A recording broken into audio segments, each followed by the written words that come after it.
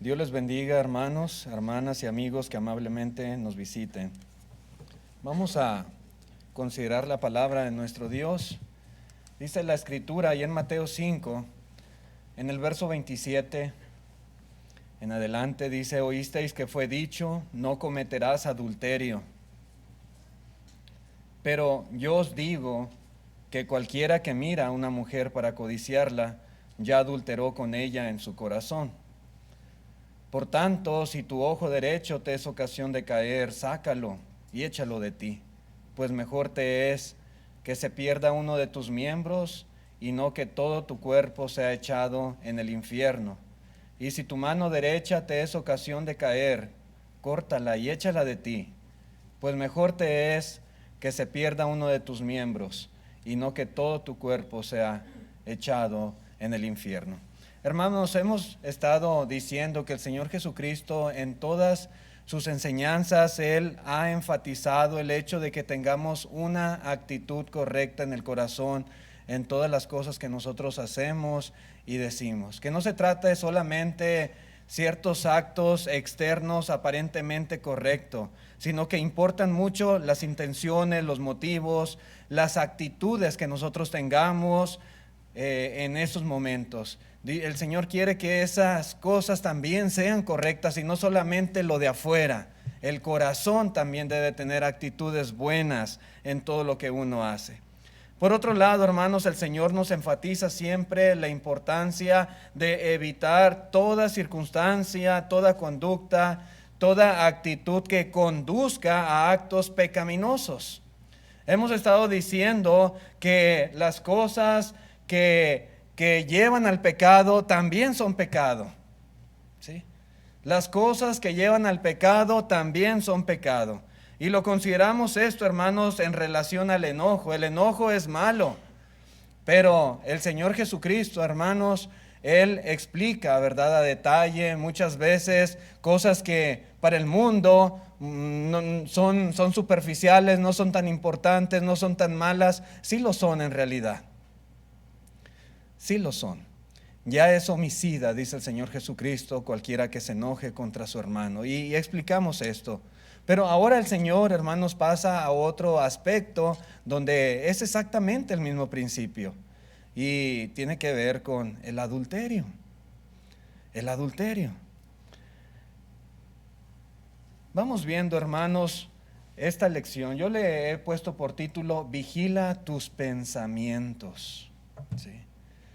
Que nuestra imaginación, hermano, no vuele, ¿verdad?, de una manera equivocada, de una manera incorrecta, de una manera condenable de acuerdo a lo que el Señor Jesucristo está diciendo aquí en esta enseñanza en el Sermón del Monte. Los pensamientos yo no los puedo ver, los pensamientos de ustedes. Yo conozco mis pensamientos y Dios los conoce. Pero todos ustedes, todas las personas en el mundo, todos pensamos diferentes cosas. ¿Sí? Cada quien tiene sus propios pensamientos. Ojalá que los nuestros todos sean buenos, siempre. ¿Verdad? Por eso la lección, ¿verdad?, vigila tus pensamientos. Es algo que amerita atención especial, porque a veces con el puro pensamiento uno puede pecar. ¿Sí? El Señor habla, hermanos, particularmente del adulterio de corazón. El matrimonio, hermanos, es una institución divina. Y el Señor, a través de sus mandamientos, Él siempre ha tratado de proteger y de salvaguardar esta unión. ¿Sí? Él es el que une a ese hombre con esa mujer, ¿verdad? Cuando ellos, ¿verdad?, deciden contraer matrimonio y ellos hacen un pacto mutuo, ¿verdad?, para vivir como marido y mujer hasta que la muerte los separe. Y el Señor los une. Y esa unión, hermanos, tiene la bendición del Señor. Y Él quiere que así se mantengan para toda la vida. Y Él ha dado mandamientos a través de la historia y hasta nuestros días para proteger, para cuidar la unión matrimonial. Uno de estos mandamientos explícitos de Dios es el no cometer adulterio. no cometer adulterio. Desde allá, en el Antiguo Testamento, bajo la ley de Moisés, cuando se dan los 10 mandamientos allá en el Sinaí, dice en Éxodo 20, versículo 14, particularmente, no cometerás adulterio. Y hay muchos textos más que dicen exactamente lo mismo. Desde un principio, hermanos, Dios estableció esta ley. Cometer adulterio, hermanos, es tener relaciones ilícitas con la esposa o con el esposo de otra persona. Y esto es abominación al Señor. Esto, hermanos, es pecado y es algo terrible. Sin embargo, hermanos, la ley de Dios siempre ha prohibido toda relación sexual fuera del vínculo matrimonial. No específicamente, ¿verdad?, el adulterio, es decir, solamente el adulterio está mal. Cualquier relación fuera del matrimonio es pecado. Porque puede uno decir, pero él no está casado o no está casada. Fuera del matrimonio es pecado. ¿Sí? La única relación que Dios aprueba es la de el hombre con su esposa o la de la mujer con su marido. Nada más. Fuera de eso, hermanos, todo tipo de relación conyugal que no esté dentro de los límites del matrimonio está mal, es pecado.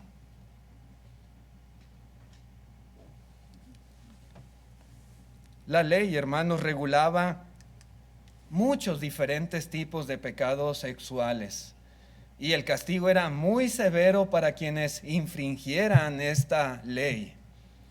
Podemos ver, yendo allá a Levíticos, capítulo 20, verso 10, y vamos a leer unos cuantos porque la lista sigue, es larga. Dice, si un hombre cometiere adulterio con la mujer de su prójimo, el adúltero y la adúltera indefectiblemente serán muertos. Eso era algo que no se podía evitar. ¿Sí? Tenían que matarlos por su pecado, ese era el castigo de la ley. Pero no era lo único, dice el 11, cualquiera que yaciere con la mujer de su padre, la desnudez de su padre descubrió, ambos han de ser muertos, su sangre será sobre ellos. Verso 12, si alguno durmiere con su nuera, ambos han de morir, cometieron grave perversión, su sangre será sobre ellos. Verso 13, si alguno ayuntare con varón como con mujer, abominación hicieron, ambos han de ser muertos, sobre ellos será su sangre. El que tomare mujer y a la madre de ella, comete vileza, quemarán con fuego a él y a ellas, para que no haya vileza entre vosotros. Y sigue la lista, ¿verdad? La ley, hermanos, la ley de Dios siempre ha regulado, ¿verdad?, esta clase de prácticas abominables y ha restringido para el pueblo de Dios. Cualquier clase de relación semejantes a estas es pecado. Solamente Dios aprueba la relación de un hombre y una mujer unidos en matrimonio. Fuera de eso, todo está mal. Todo está mal. Los maestros judíos, mis hermanos, enfatizaban mucho el hecho de no cometer adulterio. Perdón. Sin embargo, muy pocos de esos maestros, que había muchos maestros de la ley, muy pocos enfatizaban la codicia. Sí. Bueno, alguien no cometiera adulterio porque, ¿verdad? Como a esa mujer inmediatamente la llevaron con Jesús, ¿verdad? Y era algo escandaloso y era un pecado escandaloso, sí, claro que sí, y ameritaba, era lo que decía la ley. Pero la codicia también era pecado, ¿sí? Y eso era algo que muy poco se enfatizaba. En Éxodo 20:17, en los mismos 10 mandamientos, decía: no codiciarás la mujer de tu prójimo. No decía no adulterarás con ella, decía no la codiciarás. Y tanto era mandamiento uno como era mandamiento el otro. Pero debido, hermanos, que a veces, como explicaba en la mañana, se hace más hincapié en ciertos mandamientos y otros se descuidan, ¿verdad? El Señor Jesucristo ¿verdad?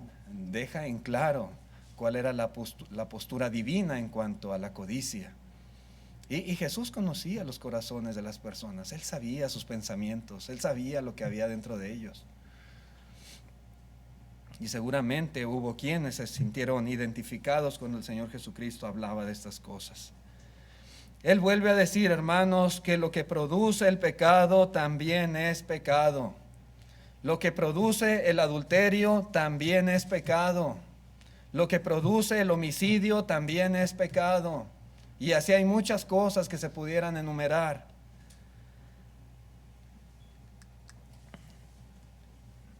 El versículo 28 otra vez dice: yo os digo que cualquiera que mira a una mujer para codiciarla, ya adulteró con ella en su corazón. No dice el que mira a una mujer, porque ni modo que nos tapemos los ojos cuando pase una mujer, ¿verdad? Nos vamos a tropezar, vamos a chocar con la pared. El que mira a una mujer para codiciarla, ese es el punto. Dice, ya adulteró con ella en su corazón. El Señor, hermanos, nos muestra que para evitar el pecado se requiere más que simplemente evitar el acto externo. Hay un origen, hay una causa, hay una fuente de por qué se lleva a cabo el acto externo. Y eso es donde el Señor Jesucristo aquí está haciendo principal hincapié. Se requiere comprender el tipo de pensamiento que precede y que conduce a las personas a cometer el acto mismo del adulterio. Siempre hay algo, ¿verdad? No fue, hermanos, el adulterio no fue algo que espontáneamente sucede. Ya en la mente, en el corazón, ¿verdad? Hay ciertos pensamientos, hay ciertas cosas que van conduciendo a la persona poco a poco, hasta que, ¿verdad?, comete el acto. Cuando el Señor habla de codiciar, hermanos, se refiere a un deseo fuerte que la persona siente. Codicia tiene que ver con desear algo. Y desearlo, hermanos, de una manera pecaminosa, de una manera equivocada. ¿Sí? La Nueva Traducción Viviente dice: pero yo digo que el que mira con pasión sexual a una mujer ya ha cometido adulterio con ella en el corazón. Sí. El que mira a una mujer para codiciarla, el que la mira con esa pasión, con esa lujuria, sí, ya cometió adulterio en su corazón, dice aquí Cristo Jesús. Entonces, hermanos, de acuerdo con el ejemplo que el mismo Señor explica, la codicia implica el deseo fuerte de tener una relación sexual con una mujer que no es su esposa. ¿Sí? Que no es su esposa.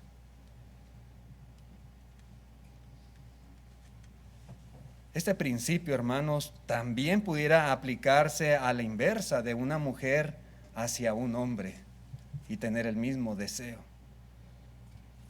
Y esto lo podemos ver en la Biblia muy claro en el ejemplo de la mujer de Potifar. Ella era una mujer casada, tenía su marido, pero ella miró con codicia a José y trató de seducirlo y le decía: acuéstate conmigo. Cada día. Entonces no solamente esto puede ser de un hombre hacia una mujer, también puede ser de una mujer hacia un hombre y tratar de seducirlo.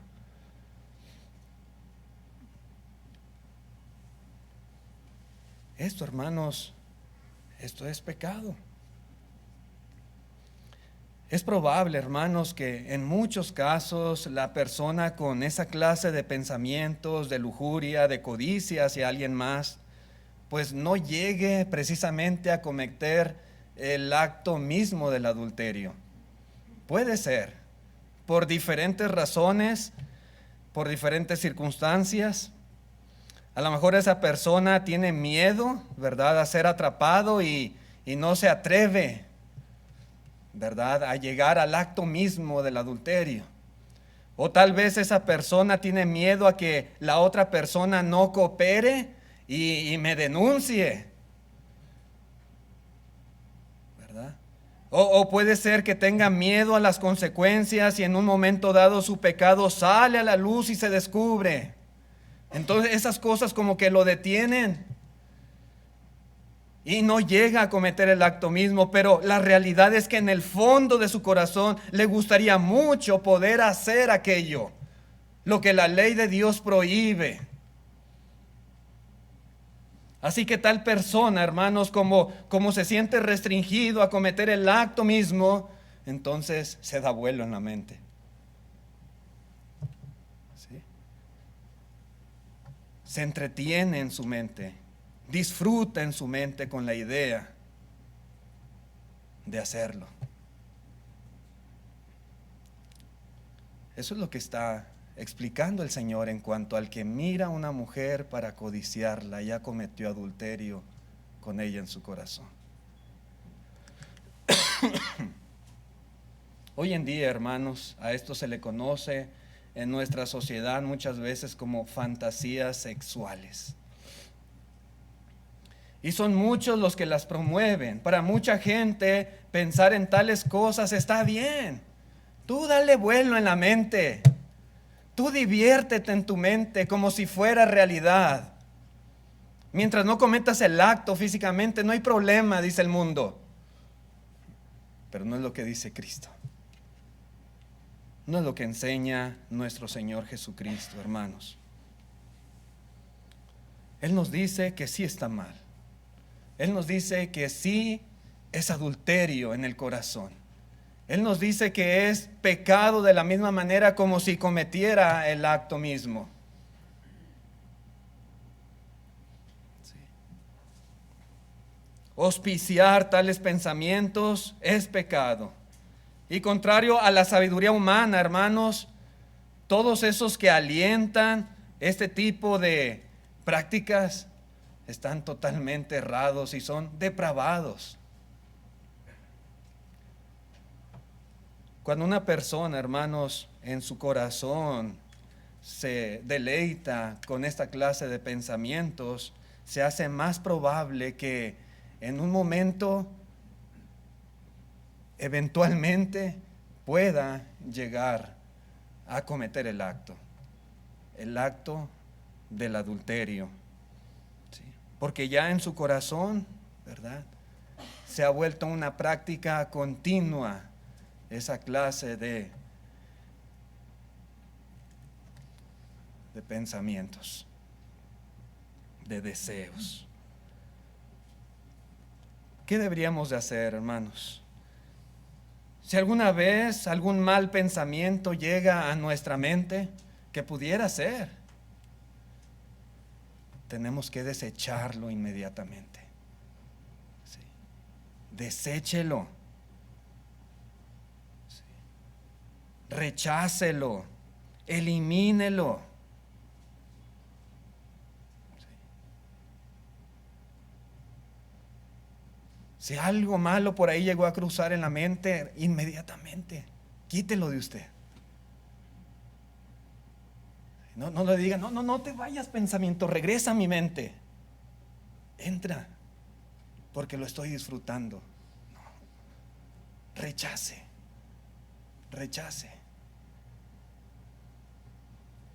Porque la llegada de un pensamiento malo, hermano, se convierte en tentación y la tentación puede convertirse en pecado. Si en algún momento, ¿verdad?, está el pensamiento y después eventualmente se dan ciertas circunstancias, como ya hubo cierto pensamiento que no fue desechado, hermanos, puede ser que se combinen las cosas y se convierte en una tentación fuerte y se llegue a cometer el acto mismo del adulterio. Lo que el Señor condena, hermanos, y condena rotundamente en sí es la codicia, ¿sí? La codicia, es decir, condena que las personas, en vez de rechazar esos pensamientos malos, los alberguen, los disfruten, se entretengan con ellos, los mantengan vivos en la mente, e incluso que deseen el poder llevar a cabo tales deseos en algún momento que se presente la ocasión. Eso es lo que Cristo Jesús está condenando. En Proverbios 6:25 dice: no codicies su hermosura en tu corazón, ni ella te prenda con sus ojos.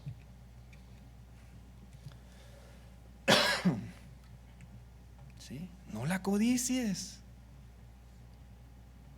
Pero es muy hermosa, no la codicies. No la codicies. Dice esta versión, Palabra de Dios para Todos, dice: no dejes que su belleza haga que tu corazón arda en deseos por ella. No te dejes cautivar por sus miradas. Porque a veces puede pasar eso, ¿verdad? Puede pasar también que la mujer de alguna manera, ¿verdad?, a veces coopera o trata de seducir o llamar la atención de cierto hombre, y ahí va el hombre, como dice aquí Proverbios, como va el buey al matadero. Dice: no dejes que sus miradas te cautiven, te atrapen, te seduzcan. El único deseo que debe de haber en la mente de un hombre o en la mente de una mujer es por el de su cónyuge, nada más. Eso no es un deseo malo. Eso no es un deseo malo. Que el marido desea a su esposa o la esposa a su marido, eso no es malo, al contrario, eso es bueno. Pero, hermanos, fuera de eso, nuestra mente no debe tener ningún deseo hacia nadie más. Dios ha puesto en el ser humano este deseo con un propósito, con el propósito de fortalecer el matrimonio, la unión de esas dos personas, y para asegurarse también de la propagación de la raza humana, para que tengan descendencia, tengan hijos, pero otra vez dentro del vínculo matrimonial. Por eso Pablo escribe en la primera carta a los Corintios, capítulo 7, versículo 1, dice: en cuanto a las cosas que me escribisteis, bueno le sería al hombre no tocar mujer, pero a causa de las fornicaciones, cada uno tenga su propia mujer y cada una tenga su propio marido. El marido cumpla con la mujer el deber conyugal, y asimismo la mujer con el marido. Verso 4.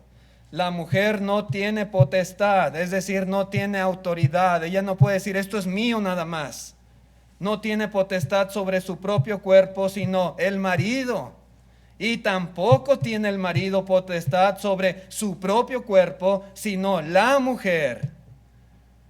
No os neguéis el uno al otro, a no ser por algún tiempo de mutuo consentimiento, para ocuparos sosegadamente en la oración, y volved a juntaros en uno, para que no os tiente Satanás a causa de vuestra incontinencia.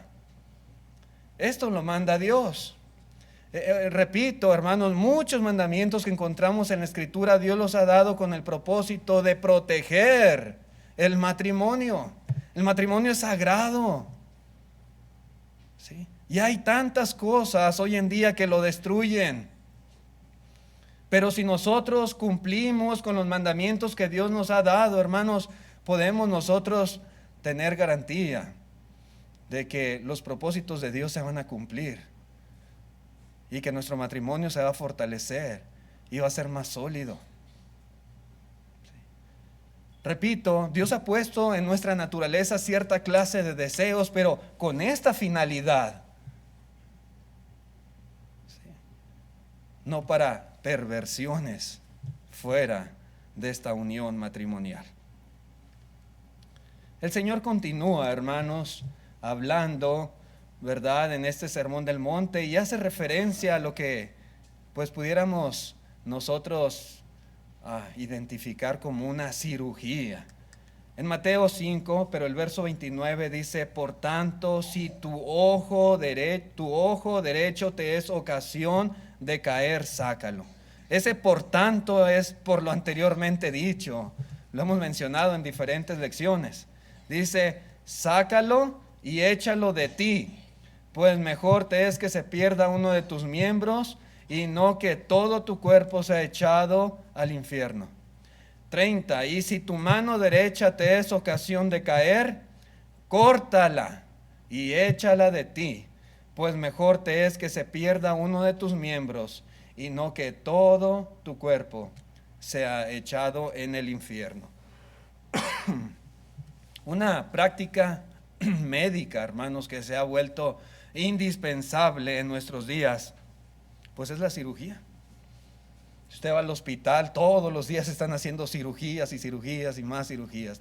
Probablemente muchos de los que están aquí, a mí no me ha tocado todavía, pero seguramente algún día, si hay necesidad, me tocará. Pero muchos probablemente ya han experimentado lo que es una cirugía. Y hay muchas clases de cirugías con muchos propósitos, pero uno de estos es eliminar una parte enferma del cuerpo con el propósito, la finalidad de salvar la vida de la persona. Muchas veces se vuelve necesario tener que cortar algo, si no va a morir. ¿Sí? Así que los médicos se encargan de extirpar algo que está ahí dañado, enfermo, o algo extraño que está ahí. De repente que surgió un tumor. No es parte del cuerpo, pero ahí está en el cuerpo. Pues hay que hacer una cirugía y cortarlo y echarlo, quitarlo. Que la vesícula ya no trabaja, que ya está llena de piedras y que me duele mucho y que se va a reventar, pues córtala y quítala. ¿Verdad? Porque si no se corta, puede morir la persona. Me acuerdo hace unos años, cuando vivíamos en Matamoros, un hermano que era diabético y que ya estaba mayor. Él me habla en la casa y me dice: hermano, me caí, aquí estoy tirado en mi casa, no me puedo levantar. Dice: ¿no puede venir a ayudarme, por favor? Le digo: sí, hermano, ahorita voy para allá, no se preocupe, espéreme. Y pues me arranqué a su casa. No vivía cerca de mi casa, pero fui. Cuando llegué, lo hallé sentado y me dijo que había estado gritando, y el vecino escuchó y fue y lo ayudó a levantarse. Pero en la caída, él se lastimó el dedo gordo del pie y lo tenía lleno de sangre, y pues su hijo lo llevó al doctor y pues le hicieron curaciones y todo, y le dijeron que procurara andar con chancla y que se le oreara un poco ahí. Y él acostumbraba mucho el zapato, le gustaba usar zapatos, y le decíamos: hermano, no se ponga el zapato, mejor mire, usa una chanclita. Pero no, él se ponía el zapato, pues se le infectó, se le gangrenó ese dedo y se le fue recorriendo, y tuvieron que amputarle, hermanos, no el pie, hasta la rodilla le amputaron, hasta la rodilla. Sí, y no pasó tanto tiempo de eso. Pero si no cortan, hermanos, esa pierna, hermanos, la gangrena va subiendo y lo va a destruir, lo va a matar. Muchas veces se requiere una cirugía para cortar aquello que está poniendo en riesgo la vida de una persona. Bueno, el Señor Jesucristo, hermanos, está diciendo que si nuestro ojo derecho nos es ocasión de caer, de pecar, hay que extirparlo. Y si nuestra mano derecha nos es ocasión de pecar, debe de ser amputada. Eso es cirugía. Es cirugía. Pero hermanos, ¿qué significan las palabras de Jesús? Ahora están diciendo, hermano, ¿me voy a quedar ciego? ¿Me voy a quedar sin manos? ¿Me voy a quedar sin pies? ¿Realmente ese es el punto de nuestro Señor Jesucristo? ¿Que empecemos a mutilar nuestro cuerpo? Tenemos que ir mañana al hospital y decir, doctor, aquí estoy. ¿Qué se le ofrece? No, pues vengo a que me corte un brazo. ¿Ese será el punto?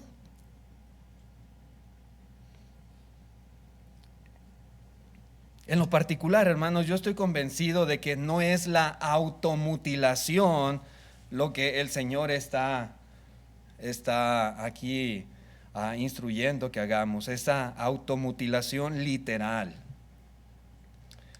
No hay, hermanos, ningún registro, al menos yo no lo encuentro en la Biblia, en que algún siervo fiel del Señor literalmente se cortara alguna parte de su cuerpo para evitar la tentación.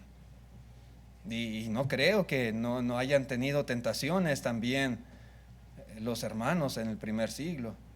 Pero al menos yo no he hallado uno que se haya sacado el ojo, se haya cortado la mano literalmente. Porque si fuera algo literal y Jesús lo dijo enfáticamente, ¿por qué no hay ningún registro en la Escritura de algún cristiano que lo haya hecho? ¿Por qué precisamente, hermanos, tiene que ser el ojo derecho o la mano derecha? ¿No puede una persona pecar también con la izquierda? ¿O con el ojo izquierdo? Sí puede también. Sí puede.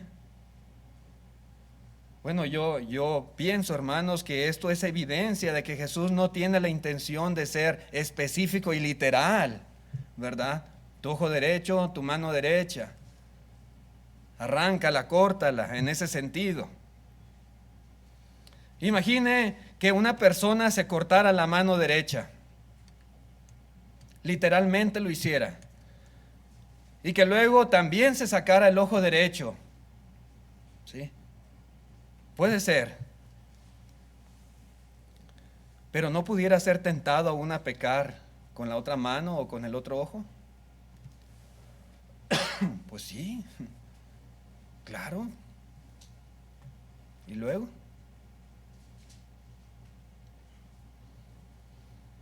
Y si esa persona también se saca el ojo derecho y se corta la mano izquierda y también se saca el ojo izquierdo, ya se quedó sin manos y se quedó sin ojos, ¿no podría aún pecar con los oídos o con la lengua? Sí, sí, claro que sí. Y si lo hiciera, hermanos, pues ahora tiene que mocharse la lengua y taparse los oídos, o no sé, clavarle ahí una estaca para ya no escuchar, mutilar todos sus miembros. ¿Esa persona no podría pecar con la mente? Yo creo que sí. También podría pecar con la mente. ¿Y ahora? Ya no tiene ojos, ya no tiene lengua, ya no tiene oídos, ya no tiene manos, ni pies, también se los cortó. Ahora está pecando con la mente. ¿Qué va a hacer?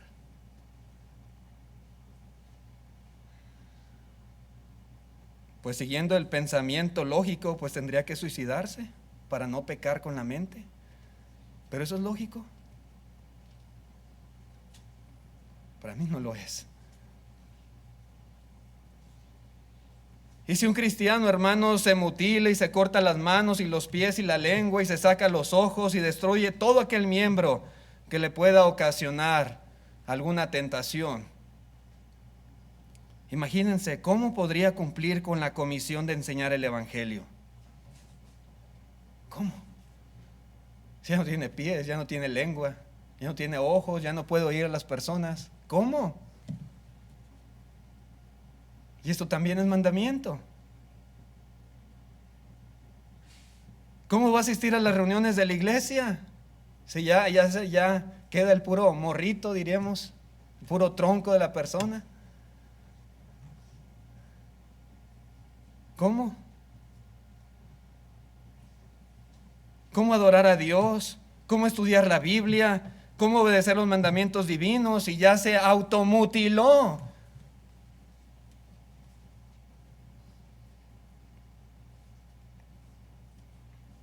Hermanos, considerar nuestros deberes como cristianos, yo creo que nos puede ayudar a entender, ¿verdad? Si el Señor Jesucristo está hablando de una manera literal o no. Sí. Lo que tenemos que hacer, dijo Pablo, que estos instrumentos de iniquidad, estos miembros, ahora sean instrumentos de justicia. ¿Sí? Cambiar la función de nuestros miembros. La realidad es que si los impulsos de nuestro corazón no cambian, hermanos, lo que está aquí adentro, lo que está en nuestra mente, no cambia, de nada serviría cortar cualquier miembro. Sería en vano, sería inútil. Porque ahí está la mente, llena, infectada de cosas que producen pecado. Como dijo el Señor Jesucristo, todas estas cosas, después de que escribe esa lista, dice, de dentro salen y contaminan al hombre. De adentro salen.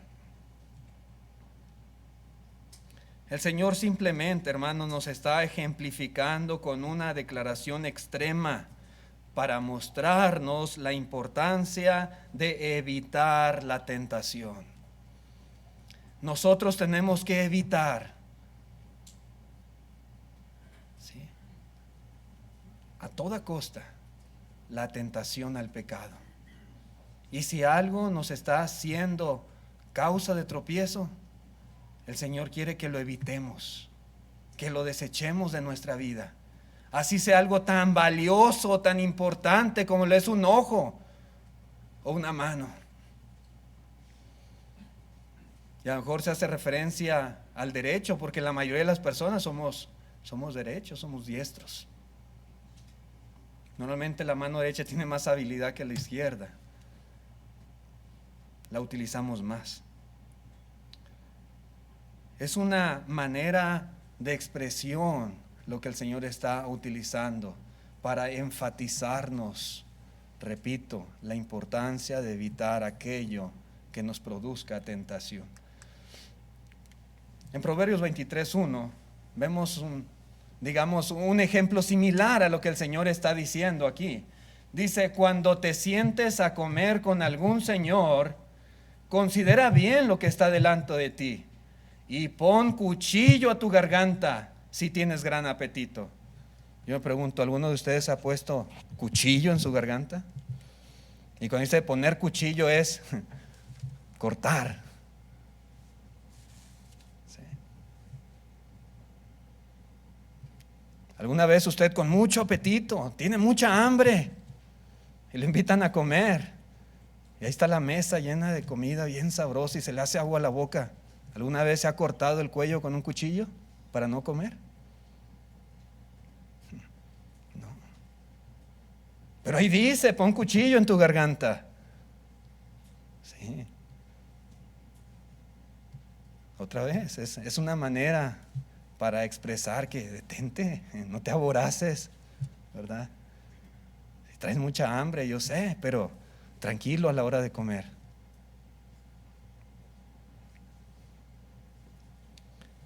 Las palabras de Jesús, hermanos, aunque no son literales, sí debemos tomarlas con muchísima seriedad. El punto es que evitemos el pecado, evitando lo que nos tienta. Que evitemos el pecado, repito, evitando lo que nos tienta. Si son circunstancias, hay que evitarlas. Si son cosas en particular, evítelas. Si son personas lo que le produce a usted tentación, evítelas. Uno debe estar dispuesto a hacer grandes sacrificios para hacer lo que es correcto.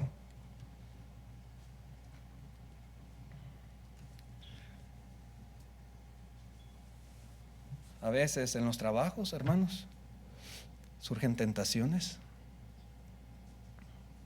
¿Sí? A veces hay mucha gente trabajando. ¿Y qué si hay ahí en su trabajo algo que cada día le está tentando hacer algo malo? Repito, pueden ser cosas, circunstancias o personas. Bueno, pero es que es mi trabajo, tengo muchos años ahí, es que estoy a gusto y bueno, saque el ojo derecho, corte la mano derecha, dice el Señor. Cirugía. Sí, cirugía.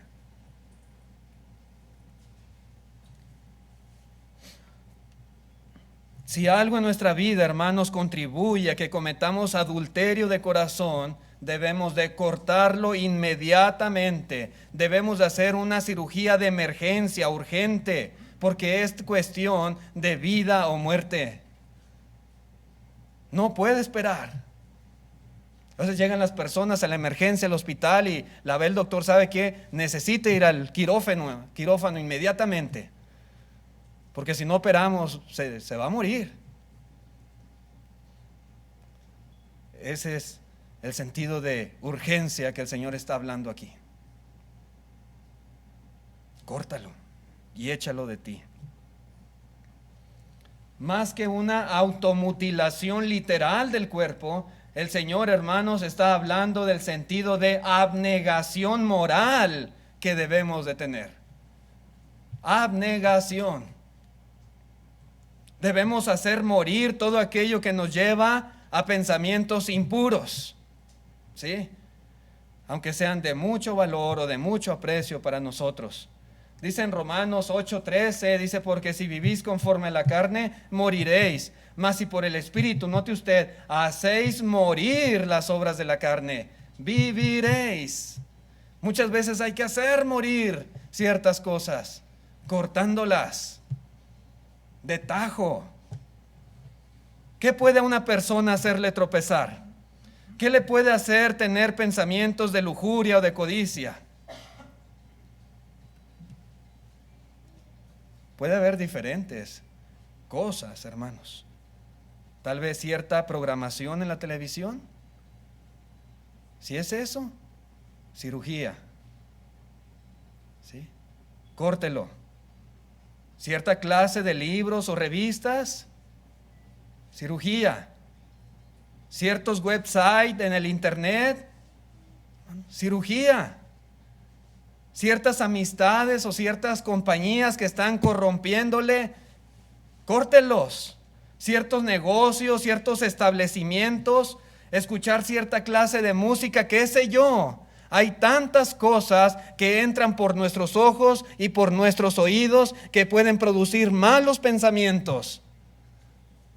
Córtelo, dice la Escritura. Sea lo que sea, hermanos, el cristiano debe de hacer una cirugía y quitar de su vida cualquiera de estas cosas que le sean causa de tropiezo. Sí. Y termina diciendo el Señor, hermanos, que la vida eterna vale más. ¿Sí? Él no quiere que seamos echados al infierno. Es mejor quitar un miembro, dice Cristo. Si ese caso extremo se requiriera, es mejor a ser echado en el infierno de fuego.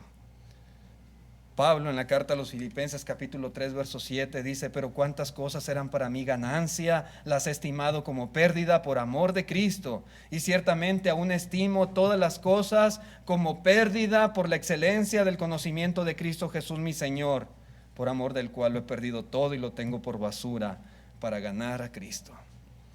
Sí, hermanos, a veces hay que actuar así. Pablo seguramente había muchas cosas que él en su vida pasada eran gran ganancia. Dice, ahora son basura. Son basura. Hermanos, ¿qué es más importante? Las cosas que para nosotros pueden representar algún tipo de ganancia, así sea el ojo o la mano, o ir al cielo. ¿Qué es más importante? ¿A qué le damos más valor? ¿A qué? Mejor es que se pierda cualquiera de estas cosas y no que seamos echados al infierno. Vale la pena, mis hermanos, amigos que nos visitan, hacer cualquier sacrificio, por muy grande que éste sea. Vale la pena si con ese sacrificio nosotros nos aseguramos de que no vamos a ser echados al infierno. Nos aseguramos de que no se nos negará la entrada en el cielo, en la vida eterna. En Mateo 16 dijo el Señor, verso 26, ¿qué aprovechará el hombre si ganare todo el mundo y perdiere su alma? ¿O qué recompensa dará el hombre por su alma? ¿De qué aprovecha? ¿Puedo quedarme con mis dos ojos, con mis dos manos, con mis dos pies, con todo completito y no me despojo de nada en la vida? Así yo sé que me está haciendo una mala influencia en mi vida y yo sé que me está llevando a hacer cosas que no debo, pero lo conservo porque lo quiero. ¿De qué habrá servido al final si su alma se va a perder y va a ser echada al infierno? De nada. Así que, hermanos, no permitamos que ningún mal deseo, ningún mal pensamiento nos haga perder la vida eterna que nuestro Señor ha prometido. En la carta a los Hebreos, último texto, 11, verso 25, el ejemplo de Moisés, dice, escogiendo antes ser maltratado con el pueblo de Dios, que gozar de los deleites temporales del pecado. Él lo tenía todo a su disposición, y tantas cosas, pecados que podía él disfrutar en Egipto, siendo príncipe. Pero dice el 26, teniendo por mayores riquezas el vituperio de Cristo que los tesoros de los egipcios, porque tenía puesta la mirada en el galardón. Cuando verdaderamente tenemos puesta nuestra mirada en el cielo, en las cosas de arriba, hermanos, no será realmente un sacrificio el tener que desprendernos de aquello que nos está llevando a hacer algo que no es bueno delante de Dios. Al contrario, lo vamos a dejar, lo vamos a desechar con gusto, porque sabemos que estamos agradando a Dios con ello. Y estamos asegurando, hermanos, nuestra vida eterna en el cielo. Gracias por su atención a este mensaje. Le dejo aquí. Dios les bendiga y ojalá que sea de ayuda para nosotros lo que hemos estado considerando en esta hora. Vamos a estar de pie los que puedan para cantar el himno de invitación que nuestro hermano ha seleccionado.